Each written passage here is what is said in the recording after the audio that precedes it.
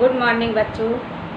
आज मैं आपको कक्षा 10 हिंदी गद्य खंड से तीसरा अध्याय क्या लिखूं नामक पाठ, जो एक ललित निबंध है, इसके बारे में बताने जा रही हूँ। इसके लेखक पद्मलाल पुन्नालाल बख्शी जी हैं। पद्मलाल पुन्नालाल बख्शी जी द्विवेदी युग के श्रेष्ठ साहित्यकारों में से एक हैं। ये एक कुशल आलोचक, हास्य व्यंग्यकार तथा गंभीर विचारक हैं। बख्शी जी अपने ललित निबंधों के लिए विशेष रूप से याद किए जाते हैं। इनके ललित निबंध बहुत ही श्रेष्ठ एवं मर्मस्पर्शी हैं। ये अंग्रेजी के कवि वर्ड्सवर्थ से बहुत प्रभावित थे, जिनसे प्रेरित होकर इन्होंने स्वच्छंदतावादी कविताएं लिखी। स्वच्छंदतावादी जिसमें किसी प्रकार का कोई बंधन नहीं है, किसी की प्रशंसा का वर्णन नहीं करना है, किसी के अधीन होकर कार्य नहीं करना है।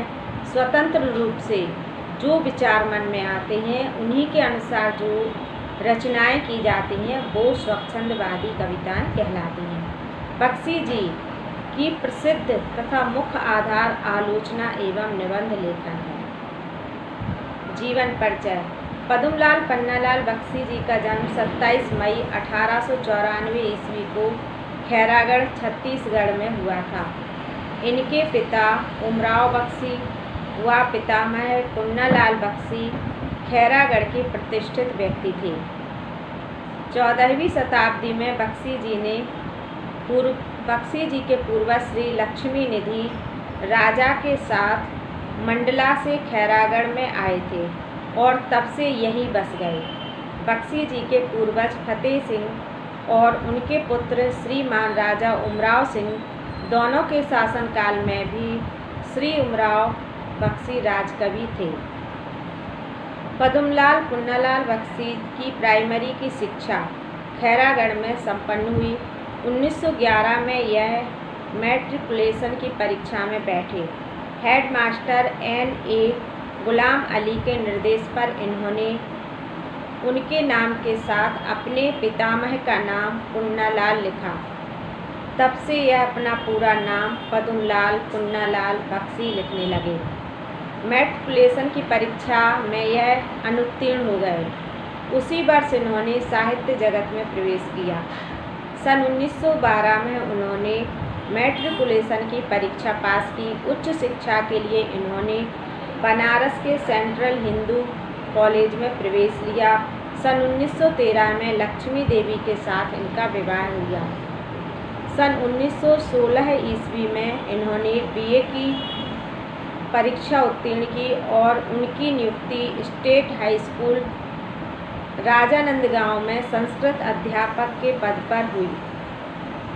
सन 1971 ईस्वी में हिंदी साहित्य का यह महान साहित्यकार अपनी किरणों को समेटकर समाप्त हो गया। साहित्यिक परिचय। सन 1911 में जबलपुर से निकलने वाली हितकारिणी पत्रिका में बख्शी जी की प्रथम कहानी तारिणी प्रकाशित हो चुकी थी। 1916 ईस्वी से लेकर लगभग 1925 ईस्वी तक इनकी स्वच्छंदतावादी प्रकृति की फुटकर कविताएं तत्कालीन पत्र पत्रिकाओं में प्रकाशित होती रहीं। बाद में सतदल से इनका एक कविता संग्रह प्रकाशित हुआ, सतदल नाम से। पद्मलाल पुन्नालाल बख्शी को वास्तविक ख्याति आलोचक तथा निबंधकार के रूप में प्राप्त हुई। उस समय सरस्वती हिंदी की एकमात्र ऐसी पत्रिका थी जो हिंदी साहित्य की आमुख पत्रिका थी, श्रेष्ठ पत्रिका थी। द्विवेदी युग की श्रेष्ठ पत्रिका सरस्वती है, जिसका संपादन सन 1903 ईस्वी में आचार्य महावीर प्रसाद द्विवेदी जी ने किया। द्विवेदी जी ने सन 1920 में पद्मलाल पुन्नालाल बख्शी की संपादन क्षमता को नया आयाम देते हुए इन्हें सरस्वती का सह संपादक नियुक्त किया। फिर 1921 ईस्वी में ये सरस्वती पत्रिका के प्रधान संपादक बन गए। यही वो समय था जब विषम परिस्थितियों में भी इन्होंने हिंदी के स्तरीय साहित्य को संकलित कर सरस्वती का संपादन प्रारंभ किया। इन्होंने मासिक पत्रिका छाया का भी संपादन किया। सन 1929 से 1949 तक खैरागढ़ विक्टोरिया हाई स्कूल में अंग्रेजी शिक्षक के रूप में ये नियुक्त हुए। कांकेर में भी कुछ समय तक इन्होंने शिक्षक के रूप में कार्य किया। बख्शी जी द्विवेदी युग के प्रसिद्ध रचनाकार थे। महावीर प्रसाद द्विवेदी के संपर्क में इनकी साहित्यिक प्रतिभा को एक नया आयाम मिला। उन्होंने कई विधाओं में अनेक प्रभावपूर्ण रचनाएं लिखकर ख्याति प्राप्त की। बख्शी जी ने उच्च कोटि के कई विचारात्मक, समीक्षात्मक व आलोचनात्मक निबंध लिखे। इनके द्वारा लिखी गई कई कहानियाँ मर्मस्पर्शी व भावना प्रधान हैं। मर्मस्पर्शी मतलब हृदय को छू लेने वाली। ये एक सफल अनुवादक थे। अनुवादक किसी भाषा में कोई अच्छा लेख देखा, उसे पढ़ा तो उसका किसी दूसरी भाषा में संकलन करना। उन्होंने अंग्रेजी व बांग्ला भाषा के कई नाटकों का सफल अनुवाद किया। सन 1949 में पद्मलाल पुन्नालाल बख्शी जी को हिंदी साहित्य सम्मेलन द्वारा हिंदी साहित्य वाचस्पति की उपाधि से सम्मानित किया गया। रचनाएं। पद्मलाल पुन्नालाल बख्शी जी की प्रसिद्ध रचनाएं निम्नलिखित हैं। काव्य अश्रुदल शतदल, आलोचना, विश्व साहित्य, हिंदी कहानी साहित्य, हिंदी साहित्य विमर्श, हिंदी उपन्यास साहित्य, निबंध संग्रह, पंचपात्र, पद्मवन, प्रबंध पारिजात, कुछ बिखरे पन्ने, कुछ यात्री, कहानी, झलमला, अंजलि और कुछ अनूदित रचनाएं, तीर्थस्थल, प्रायश्चित, उन्मुक्त का निबंध। भाषा शैली। बख्शी जी की भाषा शुद्ध साहित्यिक खड़ी बोली है, जिसमें कई उर्दू के और अन्य भाषाओं के शब्द भी देखने को मिलते हैं तथा भाषा एक आदर्श भाषा है तथा उसमें प्रवाह है और सामान्य बोलचाल की भाषा के प्रयोग होने के कारण, शब्दों के प्रयोग होने के कारण यह जनमानस को अच्छी तरह से समझ में आ जाती है। बख्शी जी ने कई भावात्मक शैलियों में निबंध लिखे हैं, जिनमें छोटे छोटे वाक्य हैं, जिनकी सहायता से भावों की अभिव्यंजना बड़ी कुशलता के साथ हुई। यह शैली सरल एवं सरस है तथा इसमें चित्रात्मकता, सजीवता व गतिशीलता है। इनके आलोचनात्मक निबंधों में गंभीर विषयों को प्रस्तुत करने के लिए व्याख्यात्मक शैली का प्रयोग किया गया है, जो कहीं कहीं पर क्लिष्ट हो गई है। इनके कुछ निबंधों में विचारात्मक शैली के भी दर्शन होते हैं। हिंदी साहित्य में स्थान।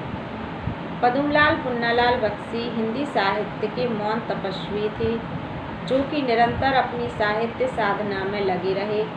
ये एक सफल आलोचक एवं निबंधकार थे। इन्होंने काव्य, नाटक, कहानी, निबंध, आलोचना आदि विधाओं पर अपनी लेखनी चलाई।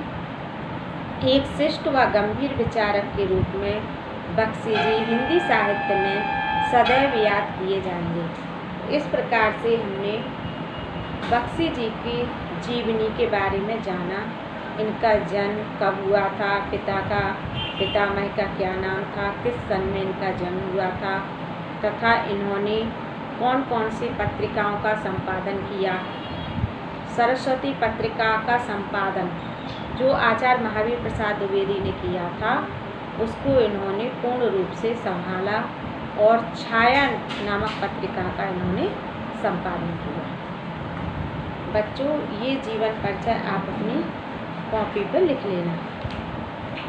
अब इसमें चैप्टर है क्या लिखूं। मुझे आज लिखना ही पड़ेगा। अंग्रेजी के प्रसिद्ध निबंधकार लेखक ए.जी. गार्डनर का कथन है कि लिखने की एक विशेष मानसिक स्थिति होती है। उस समय मन में कुछ ऐसी उमंग सी उठती है, हृदय में कुछ ऐसी स्फूर्ति सी आती है, मस्तिष्क में कुछ ऐसा आवेग सा उत्पन्न होता है कि लेख लिखना ही पड़ता है। उस समय विषय की चिंता नहीं रहती, कोई भी विषय हो उसमें हम अपने हृदय के आवेगों को भर ही देते हैं। हैट टांगने के लिए कोई भी खूंटी काम दे सकती है, उसी तरह अपने मनोभावों को व्यक्त करने के लिए कोई भी विषय उपयुक्त है। असली वस्तु है हैट, खूंटी नहीं। इसी तरह मन के भाव ही तो यथार्थ वस्तु हैं, विषय नहीं। अचानक इनकी बेटियों ने इन्हें निबंध लिखने के लिए दे दिया, तो उसी का वर्णन करते हुए यह कह रहे हैं कि लिखने की एक मानसिक स्थिति होती है। जब हृदय में, मन में अनेक प्रकार के विचार उठते हैं तो एक लेखक, रचयिता फिर संभल नहीं पाता है, वह लिखने के लिए मजबूर हो जाता है, चाहे फिर अर्धरात्रि ही क्यों न हो, उसे उठ कर के लिखना ही पड़ता है, क्योंकि मुझे आज लिखना ही पड़ेगा। अंग्रेजी के प्रसिद्ध निबंध लेखक ए.जी. गार्नियर का कथन है कि लिखने की एक विशेष मानसिक स्थिति होती है। उस समय मन में ऐसी उमंग उठती है और हृदय में ऐसी स्फूर्ति सी आ जाती है, मस्तिष्क में कुछ ऐसा आवेग उत्पन्न हो जाता है कि लेख लिखना ही पड़ता है। और उस समय विषय की चिंता नहीं होती, किस विधा पर लिखें और किस विषय पर लिखें। बस अपने मन में आए हुए आवेग को हम अपने लेखनी के द्वारा उसे अपने पन्नों पर उतार देते हैं। इसके बाद फिर उसका शीर्षक और विधा संभालते हैं, विधा के बारे में सोचते हैं। तो इस प्रकार उन्होंने बताया कि जब मन में उमंग उत्पन्न होती है, लिखने के लिए प्रेरणा आती है, तो फिर तुरंत उठ कर के लिख लेना चाहिए। गार्नियर साहब के इस कथन की यथार्थता में मुझे संदेह नहीं, पर मेरे लिए कठिनता यह है कि मैंने उस मानसिक स्थिति का अनुभव ही नहीं किया जिसमें भाव अपने आप उपस्थित हो जाते हैं। मुझे तो सोचना पड़ता है, चिंता करनी पड़ती है, परिश्रम करना पड़ता है, तब कहीं मैं एक निबंध लिख सकता हूँ। फिर बख्शी जी सोचते हैं कि जो अंग्रेजी के लेखक गार्नियर साहब हैं वो बहुत ही विद्वान हैं, उनके अंदर निश्चित ही ऐसी मनः स्थिति होती होगी और उन्हें तुरंत उठ करके लिखना होता। लेकिन मुझे तो किसी विषय पर, मैं उतना विद्वान नहीं हूँ, मुझे तो किसी भी विषय पर जब लेख लिखना होता है तो उसके बारे में कई प्रकार के विचार लाने होते हैं, चिंतन करना होता है, परिश्रम करना होता है, तब जाकर के मैं एक निबंध लिख पाता हूँ। आज तो मुझे विशेष परिश्रम करना पड़ेगा, क्योंकि मुझे कोई साधारण निबंध नहीं लिखना है। आज मुझे नमिता और अमिता के लिए एक आदर्श निबंध लिखना है। नमिता का आदेश है कि मैं दूर के ढोल सुहावने होते हैं इस विषय पर लिखूं। अमिता का आग्रह है कि मैं समाज सुधार पर लिखूं। दोनों ही विषय परीक्षा में आ चुके हैं और उन दोनों पर आदर्श निबंध लिखकर मुझे उन दोनों को निबंध रचना का रहस्य समझना पड़ेगा। अचानक ही इनकी बेटियों ने इन्हें दूर के ढोल सुहावने होते हैं तथा समाज सुधार पर निबंध लिखने के लिए कहा। तो बख्शी जी कह रहे हैं कि इस समय अचानक लिखना मेरे लिए बहुत कठिनता उत्पन्न कर रहा है, लेकिन लिखना तो पड़ेगा क्योंकि मैं लिखना भी चाहता हूँ। दूर के ढोल सुहावने अवश्य होते हैं, पर क्या वे इतने सुहावने होते हैं कि उन पर 5 पेज लिखे जा सकें। इसी प्रकार समाज सुधार की चर्चा अनादिकाल से लेकर आज तक होती रही और जिनके संबंध में बड़े बड़े विज्ञों में भी विरोध है, उनको मैं 5 पेज में कैसे लिखूं। मैंने सोचा कि सबसे पहले निबंध शास्त्र के आचार्यों की सम्मति जान लूँ।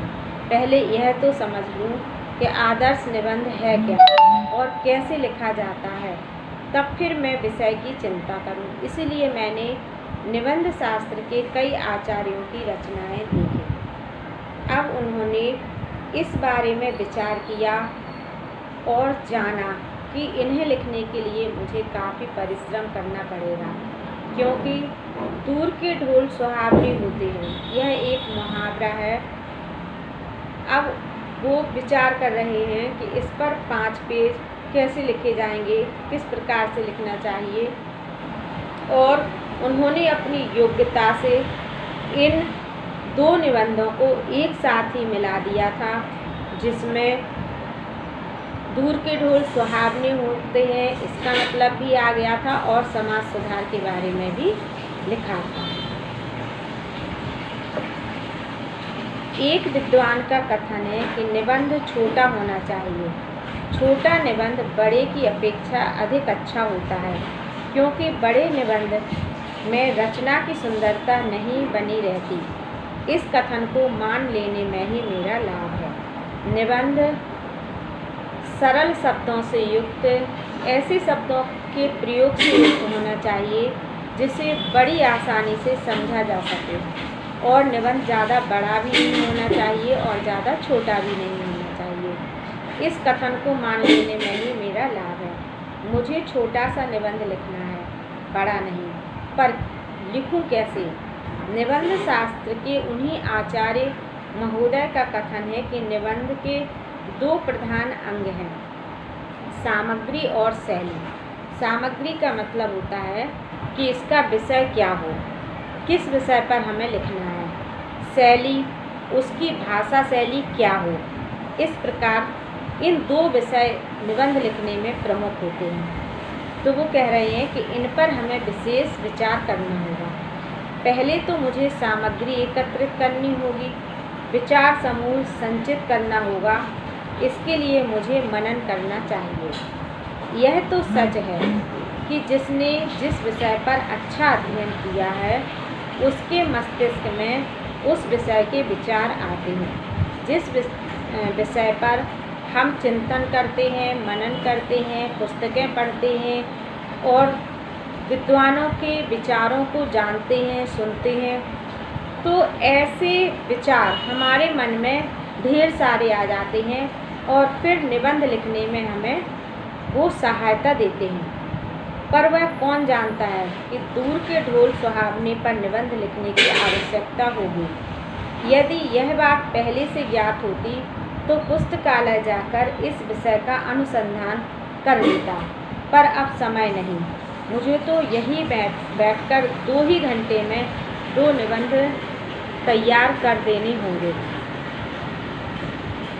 यहाँ ना तो विश्वकोश है और ना कोई ऐसा ग्रंथ है जिसमें इस विषयों की सामग्री उपलब्ध हो सके। अब तो मुझे अपने ही ज्ञान पर विश्वास कर लिखना होगा। लेखक कह रहे हैं, अचानक निबंध लिखने के लिए कह दिया गया है। ना तो मैंने इस बारे में पुस्तकालय जाकर पुस्तकों में इस विषय पर खोज की और ना ही मैंने किसी प्रकार का अध्ययन किया, और फिर उनका मानना है कि मुझे अपने ही ज्ञान पर विश्वास करके यहीं बैठ करके दोनों निबंध तैयार करने हैं।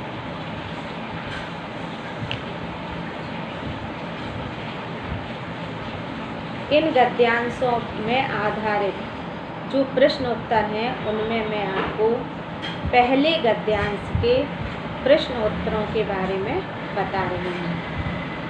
अंग्रेजी के प्रसिद्ध, यहाँ से लेकर और विषय नहीं। इसमें क्वेश्चन है, उपर्युक्त गद्यांश के पाठ और लेखक का नाम लिखिए। उपर्युक्त गद्यांश के पाठ का नाम है क्या लिखूं और लेखक का नाम है पद्मलाल पुन्नालाल बख्शी। रेखांकित अंश की व्याख्या कीजिए। इसमें रेखांकित अंश है अंग्रेजी के प्रसिद्ध लेखक, यहाँ से लेकर के और विषय नहीं।